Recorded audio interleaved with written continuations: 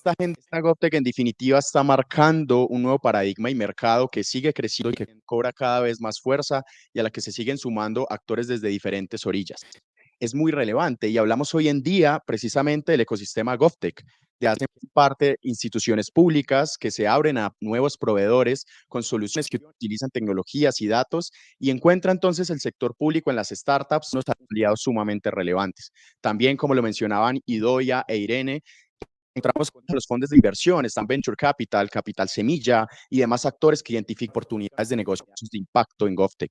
También, por otro lado, tenemos a las empresas privadas o Big Corps, que han sido tradicionalmente los proveedores del Estado, pero en la dinámica también son aliados de las startups para acercar la innovación tecnológica a las administraciones públicas. Finalmente, también tenemos a las startups, que son súper importantes, pues ponen a disposición sus soluciones, sus capacidades, sus equipos y sus ideas para resolver los desafíos de las administraciones. Tenemos a todo el mundo de la academia y a todo el mundo del emprendimiento con aceleradoras, incubadoras y demás. Y este es precisamente el de nuestro siguiente panel. Vamos a hablar un poco y a profundizar acerca del ecosistema GovTech. Y para ello vamos a pasar a un panel que nos va a estar acompañando nuevamente Idoia Ortiz. Este panel está titulado Fortaleciendo el ecosistema GovTech regional. Idoia, tiempo sin verte, volvemos a ti y adelante, cuéntanos con quién vamos a estar conversando el día de hoy en este panel. Yo un placer volver aquí y ahora sin mute, ahora me he confundido. O sea que vamos a pasar a esta conversación tan interesante, seguro que se nos hace corta otra vez. Esta vez están conmigo Masayo García, que es la directora del sector público de Mastercard, y también Guillerme, muy conocido en este entorno de GovTech, porque diré que es uno de los grandes precursores en América Latina de este espacio. He de decir, siempre lo digo, que cuando yo empezaba a hacer estos pinitos, que hace bastante en GovTech, lo que estaba haciendo Brasil Lab fue lo que me encandiló y dije, bueno, esto es lo que tenemos que hacer. Por lo tanto, para mí, un gran maestro y un gran líder en este espacio. Hola, Guillermo, ¿cómo estás? Hola, Idoia, bien, ¿y tú? Muchas gracias por esta presentación y por la parcería de tantos años sí, que estamos colaborando y haciendo tanto por este tema alrededor del mundo. Un gusto estar con ustedes. Muchísimas gracias. Creo que hay algún problema de sonido. No sé si es contigo, Guillermo, o de la central. Masayo, buenos días, buenas noches. Y ya no sé en dónde estás, pero buenas algo. ¿Cómo estás? Muchas gracias por estar aquí. Hola, Masayo, ¿me escuchas? Hola, qué gusto estar con ustedes. Muchísimas gracias por esta invitación. Desde Mastercard estamos encantados en participar en estas temáticas que cada vez se vuelven más relevantes en nuestra agenda. Muchas gracias. Muchas gracias.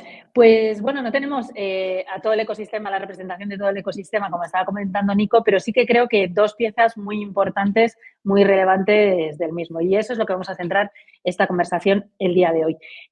Primero quería preguntaros a los dos, ¿cómo veis la madurez del ecosistema GovTech en América Latina? ¿Lo veis más adelantados que otro tipo de regiones, ¿no? Y sobre todo, una cosa más concreta, si habéis visto algún hito en este año 2023 que os haga pensar que efectivamente esto se está desarrollando, esto está para adelante, esto es una agenda más importante. No sé quién quiere empezar. Guillermo, si quieres empezar tú. Perfecto. Bueno, creo Idoia, que es una muy buena pregunta y comparto con Irene de que un evento como este ya es un gran señal de madurez y un hito también para el ecosistema GovTech de toda la región. Creo que el nivel de madurez de los distintos ecosistemas GovTech en Latam aún es muy desigual, seguro, entre los distintos países, pero al mismo tiempo me parece también seguro afirmar que es un nivel creciente alrededor de toda la región. Perdón. Me parece que, por ejemplo, un evento como este de hoy, el GovTech Day, y también la continuidad de un programa como GovTech Latam en distintas regiones, países de Latinoamérica, son hitos per se. Y hablando específicamente del contexto de Brasil, donde vivo y donde trabajamos con esa agenda, a día de hoy tenemos al menos un gran fondo de inversión exclusivamente dedicado al tema GovTech que hizo este año de 2023 las dos primeras inversiones en startups locales en valores como más de 4 millones de reales. Acá, que es algo como $1 millón para empezar, pero es un fondo destinado a tener más de de 30 millones de dólares en inversiones que se van a hacer a lo largo de los próximos 10 años. Más allá de este fundo dedicado exclusivamente a GovTech, tenemos otros VCs de Brasil que están entrando en el tema e invirtiendo en esto, que me parece que es muy buena noticia.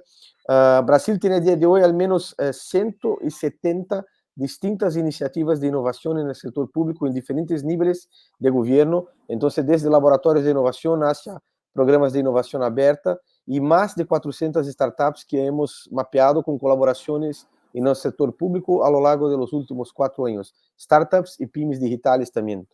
Todos esos números que te presentan son un spoiler de un estudio que Brasil va a publicar a principios de 2024, un nuevo mapeo del ecosistema GovTech en Brasil, y todo eso será difundido, como te dije, en este reporte principios del año que viene. Y más allá, el gobierno federal en Brasil también está trabajando hacia una nueva estrategia nacional de gobierno digital, porque teníamos una para 4 años que se quedó finita este año, acabada, cerrada este año, y ahora sabemos que GovTech será un tema clave, porque se está considerando mucho no solo el papel del gobierno federal central en Brasil, pero el papel que los municipios tendrán con ese tema. Mira que en Brasil tenemos más de casi 13.000 municipios, somos 5.800 municipios que tienen a día de hoy soluciones desarrolladas por startups que están rodando en sus servicios o programas e iniciativas. Trayendo uma perspectiva más en América Latina, por ejemplo, me parece que Chile presentó ahora también una reciente reforma de su ley de compras públicas, con esta idea de fomentar nuevas colaboraciones público-privadas en GovTech. Argentina con el ejemplo de Córdoba, que tanto hablamos de que se va a hablar más adelante de eso en todo. Entonces, me parece que es un creciente muy positivo, aunque haya esas desigualdades, pero con muchos hitos a celebrar. Qué bien, Guillermo, y qué bien que nos traigas tantos datos, ¿no? Que decíamos antes en la conversación anterior qué necesidad de datos tenemos en esta iniciativa. Masa, ¿qué nos cuentas tú? ¿Algún hito que hayas visto en el último año que te diga, bueno, aquí vamos bien o vamos mal, o cómo vamos en este espacio GovTech?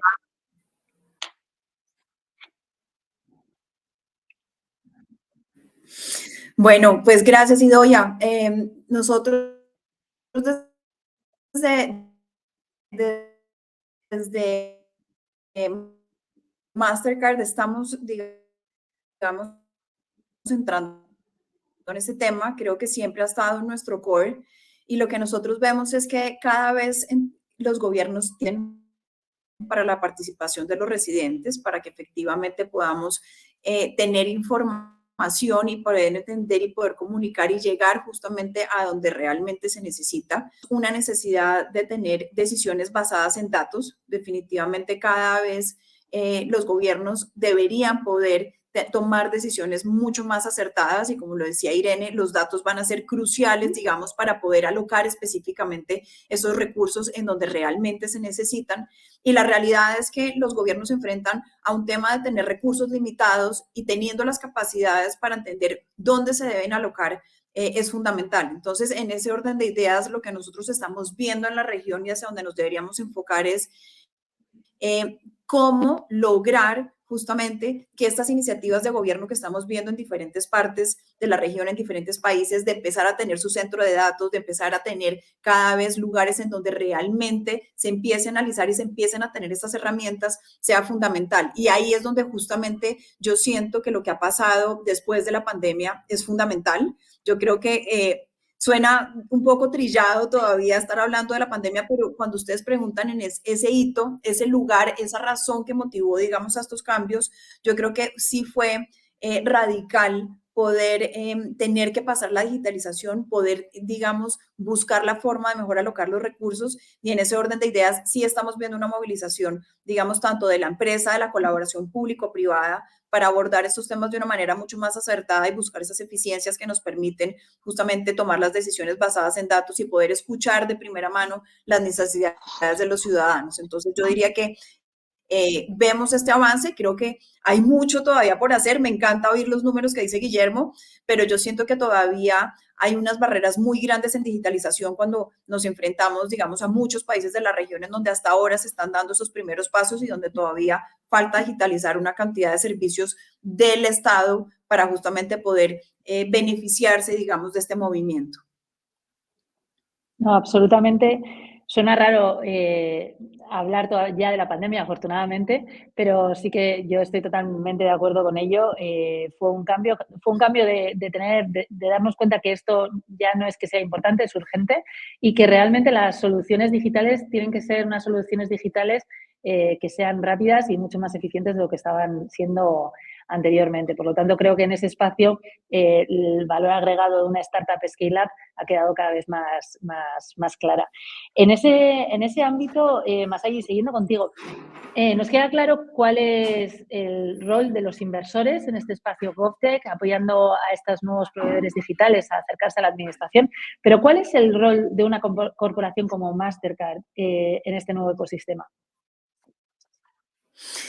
Mira, nosotros yo creo que desde hace 8 años más o menos venimos buscando desarrollar alianzas estratégicas con los gobiernos. Hemos desarrollado una apuesta que se llama Digital Country Partnerships, en donde lo que buscamos es cómo colaborar y cómo, digamos, poner a disposición de los gobiernos nuestras capacidades como una empresa de tecnología, como una empresa global, en donde manejamos muchísima información, cómo la ponemos a disposición de los gobiernos y cómo empezamos a trabajar. ¿Y por qué para nosotros esto es importante? Porque estamos convencidos de que en la medida en que avanzamos en la digitalización, podemos tener mucha más confianza en lo que está pasando, podemos tener mucha más información, como ya decía antes, para toma de decisiones y cómo realmente promovemos un desarrollo económico, social, digamos, en los países. Entonces, ¿en qué nos hemos enfocado? Nos hemos enfocado en poner a disposición, digamos, de los ciudadanos, de los gobiernos, de los tomadores de decisiones, nuestra red, una red global en donde tenemos muchísima data agregada de cómo compran las personas, dónde compran, por qué compran, cuál es su capacidad, digamos, de compra y demás. Y lo que hacemos es que le permitimos con esa información a los gobiernos tomar decisiones acertadas. Entonces, ¿qué estamos haciendo? Estamos trabajando con los gobiernos, estamos trabajando con las pequeñas empresas, estamos trabajando con las redes del mundo, estamos trabajando con empresas, por ejemplo, de turismo. ¿Para qué? Para que justamente esa data agregada que nosotros tenemos permita la toma de decisiones. Y les quiero dar aquí ejemplos. Nosotros tenemos soluciones como Data Insights para las ciudades, así lo llamamos, y lo que hacemos es entender cómo se está comportando el mundo, digamos, de las compras, dónde están esos lugares en donde vemos que las personas están teniendo menos capacidades, dónde están teniendo más capacidades, cómo toman sus decisiones de compra, en qué momento las toman. Y esa información se vuelve muy útil porque en ese orden de ideas los gobiernos saben cuáles son las zonas más deprimidas, en qué momento deberían ellos hacer campañas, digamos, enfocadas para entregar recursos sociales. Si queremos hacer unas campañas, por ejemplo, de atracción de turistas, ¿cómo sabemos en qué momento compran las personas, de qué partes del mundo compran las personas? Y cómo utilizamos toda esa data para que justamente esos servicios del gobierno sean amplificados, sean acertados y sean justamente, promuevan no solamente eficiencias en la administración, promuevan transparencia en la toma de decisiones y promuevan justamente ese crecimiento. Y aquí un tema que a mí me parece importantísimo y yéndonos a nuestro tema te tengo que cortar, una red como la de Mastercard solo funciona cuando nosotros tenemos estas empresas donde los startups, los payment facilitators, las personas que realmente están en esa última milla, nos permiten capturar esa información, nos permiten llegar no solamente a las personas que tienen más capacidades de compra, sino también a la base de la pirámide, y en ese orden de ideas nosotros podemos justamente promover un crecimiento. Entonces, tenemos compromisos muy fuertes hacia la inclusión financiera, es un tema importantísimo, hacia crear confianza para que esa data que nosotros generemos realmente corresponda y sea lo suficientemente de ciberseguridad que garanticen justamente que la data sea manejada correctamente. Y en ese orden de ideas es que nosotros pensamos que podemos poner a disposición de los gobiernos no solamente propuestas de digitalización, sino justamente cómo masear, cómo trabajar, cómo hacer el mejor uso de la información que nosotros tenemos disponible para entregarle esas herramientas a los gobiernos y que puedan tomar decisiones. Vuelvo y digo, en este tema es súper importante la movilización de un ecosistema completo. O sea, Mastercard no haría solo trabajando solo. Necesitamos esas personas que están en las últimas millas, esas empresas que están cada vez generando nuevos servicios y, por supuesto, la digitalización de los servicios del gobierno que nos permitan, digamos, llegar a solucionar y a romper, digamos, esos gaps que existen en la actualidad. Muchas gracias, Masayo. La verdad es que nos has dejado clarísimo lo importante de esta relación, ¿no? O sea, muchas veces las pequeñas... Perdón, creo que hay no sé si tenéis que, porque se me está doblando ahora, perdonad. No, lo que decía es que súper interesante lo que estabas comentando, qué importante esta relación de colaboración, a veces de competición entre empresa pequeña y empresa grande, pero muchas veces también de colaboración, esa infraestructura, esa capacidad, esos datos y esa cercanía, esos servicios muy cercanos a la gente que te pueden dar startups, scale-ups, sobre todo en esta región, en América Latina. Guillerme, pues tenía otra conversación pendiente contigo, se va a quedar así porque también nos han sacado el relojito. Os agradezco muchísimo la conversación a los dos y espero, como he dicho con Irene, que lo repitamos muy pronto.